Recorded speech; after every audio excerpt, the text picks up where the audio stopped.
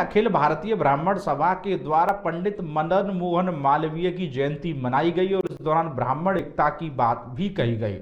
अखिल भारतवर्षीय ब्राह्मण महासभा के बैनर तले पंडित मदन मोहन मालवीय जी की जयंती हर्षोल्लास एवं धूमधाम से मनाई गई। चुंगी चौराहा स्थित गोविंद देव पब्लिक स्कूल में आयोजित कार्यक्रम में सर्वप्रथम पंडित मदन मोहन मालवीय जी के चित्र पर माल्यार्पण कर एवं दीप प्रज्वलित कर छबीले गोस्वामी डॉक्टर हरे कृष्ण शर्मा राघव भारद्वाज श्री अरुण भदावरी द्वारा किया गया। तत्पश्चात विद्युत संगोष्ठी का आयोजन किया गया। महासभा के जिला अध्यक्ष पंडित दुष्यंत सारस्वत ने मालवीय जी की जीवन पर प्रकाश डालते हुए कहा, मालवीय जी भारत के पहले और अंतिम व्यक्ति थे जिन्हें महामना की सम्मानजनक उपाधि से विभूषित किया गया है। पत्रकारिता, वकालत, समाज सुधार, मातृभाषा तथा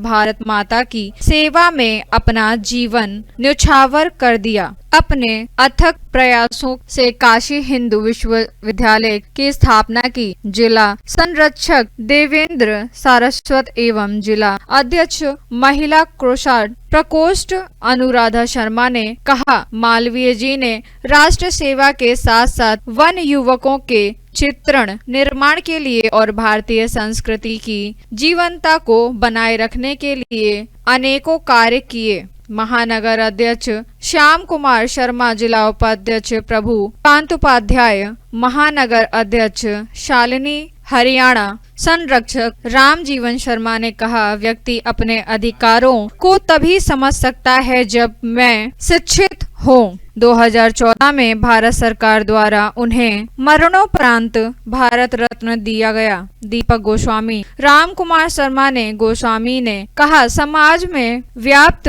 कुरीतियों को समाप्त करना होगा। सभी ब्राह्मणों को एक सूत्र में बांधकर अपने अधिकारों के लिए लड़ना होगा। इसी के साथ साथ श्वेता शर्मा सहित अखिल भारतीय ब्राह्मण महासभा के उपाधिकारी एवं अनेकों गणमान्य नागरिक प्रमुख रूप से उपस्थित रहे। ऋतिक अग्रवाल, मथुरा समाचार 24। 8वीं जयंती का हम आज कार्यक्रम बना रहे हैं सब ब्राह्मण मिलकर के, और ये अद्भुत प्रयास है हमारे श्री शर्मा जी का, आपके बड़े भाई का और समग्र वृंदावन के ब्रजवासी विप्र समाज का। मदन मोहन सिंह मालवीय जी, जिनका जीवन संपूर्णतया आध्यात्मिक रहा, समग्रतया राष्ट्र के लिए समर्पित रहा, ऐसा अद्वितीय पंडित, ऐसा अद्वितीय समाज सुधारक और ऐसा अद्वितीय अनुपम चिंतन करने वाला व्यक्ति मेरे दृष्टिकोण में उनके बाद कोई और अब तक नहीं आया है। मैं ब्राह्मण सभा की ओर से श्री मालवीय जी के चरणारविंदों में अपनी प्रणमांजलि निवेदित करता हूं, और दास को भी एक बार वाराणसी में जब श्री मालवीय जी की 150वीं जयंती थी 10 साल पहले, तो मालवीय जी के ही निमित्त भागवत सप्ताह कथा कहने का अवसर मिला,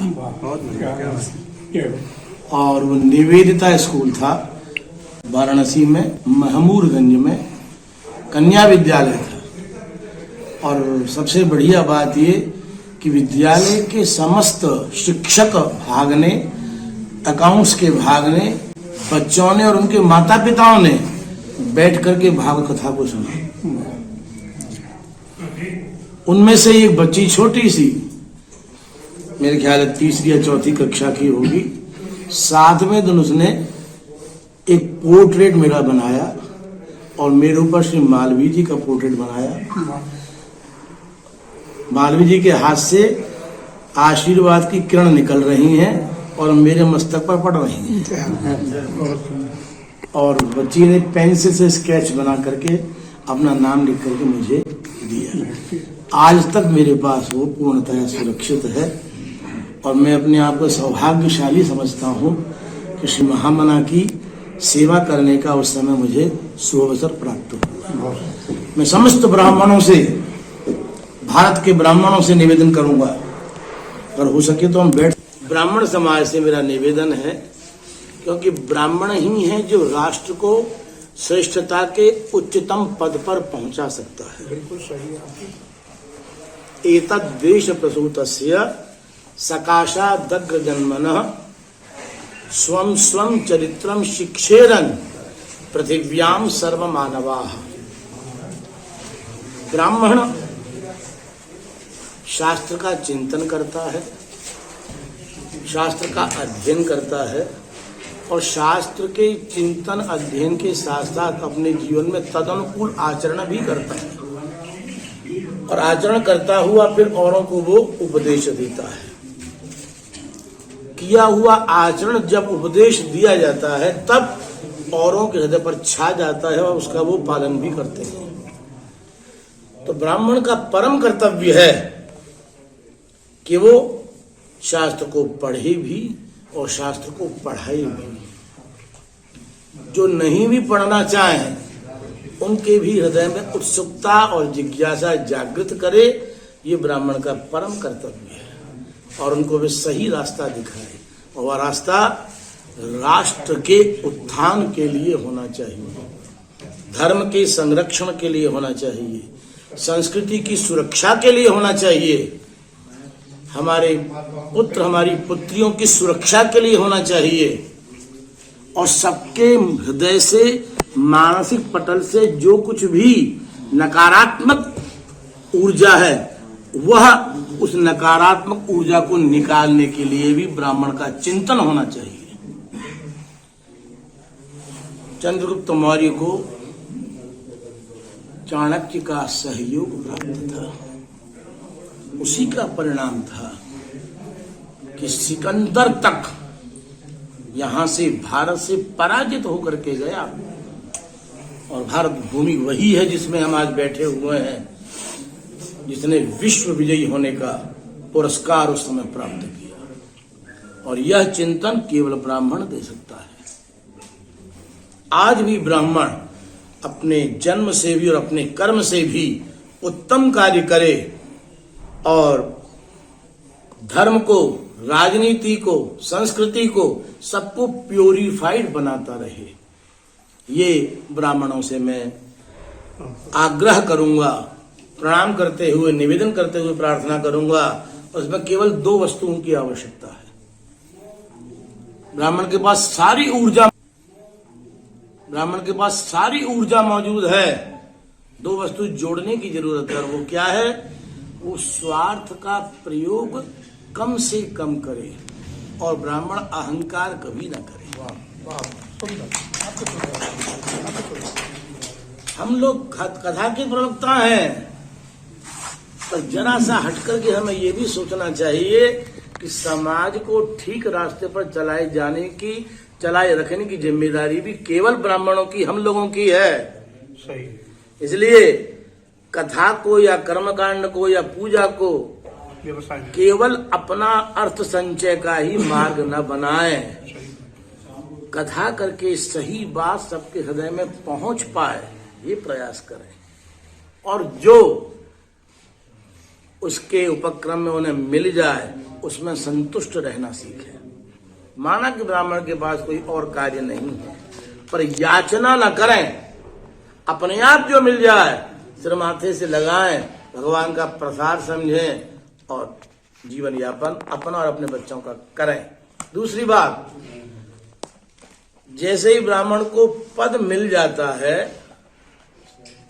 मैं सभी ब्राह्मणों के लिए कहूंगा, तो वो कुछ अहंकारी हो जाता है। और हम देख रहे हैं समाज में, किसी का नाम लेने की आवश्यकता नहीं, तो उनसे भी प्रार्थना है कि जरा निरभिमान, जैसे आपने अपनी शिक्षा को प्रारंभ किया था वैसे ही निरभिमान उच्च स्तर पर पहुंचने के बाद भी बने रहें, और अपने से बड़ों के लिए, अपने से बराबर वालों के लिए, अपने से छोटों के लिए भी परोपकार की भावना के साथ में निरंतर अपनी सेवा का भाव करते हुए राष्ट्र के हित में कार्य करें। मैं ब्राह्मण महासभा का बहुत बहुत आभारी हूँ, श्री शर्मा जी का, जिन्होंने मुझे यहाँ आमंत्रित किया, आज्ञा दी। मैं दाऊ जी महाराज का बड़ा चरण सेवक हूँ। महाराज ये तो हमारे इष्ट हैं, आराध्य हैं, और हम ब्रज के हैं, ब्रजवासी हैं, ये हमारा गर्व है।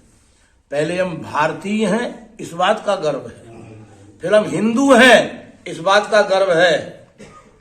तीसरे हम ब्राह्मण हैं, इस बात का गर्व है। और चौथे हम श्री कृष्ण बलराम के सेवक हैं, उनके सहयोगी हैं, उनके सखा हैं, इस बात का भी परम गर्व है। मैं प्रार्थना करूंगा ब्रजवासियों के इस गर्व को, में ऑस्ट्रेलिया में, अमेरिका में हमारे रिश्तेदार भी बहुत हैं हमारे वहां, वे भी वहां जाकर के हिंदुओं को एकत्रित कर रहे हैं, उनका शुद्धिकरण कर रहे हैं। तो मैं ये चाहूंगा हम लोगों को, हम जहां पर हैं वहां के आसपास के क्षेत्र के जिस किसी भी वर्ण के लोग हैं, उन सबको ये संबोधन करें, प्रार्थना करें कि जो धर्म के लिए समर्पित है, हम उस समुदाय की सेवा करेंगे, हम उस समुदाय का सहयोग करेंगे और निरंतर करते रहेंगे। ब्राह्मण महासभा की जय हो। मैं अधिक न कहते हुए अपनी वाणी को यही विराम दूंगा।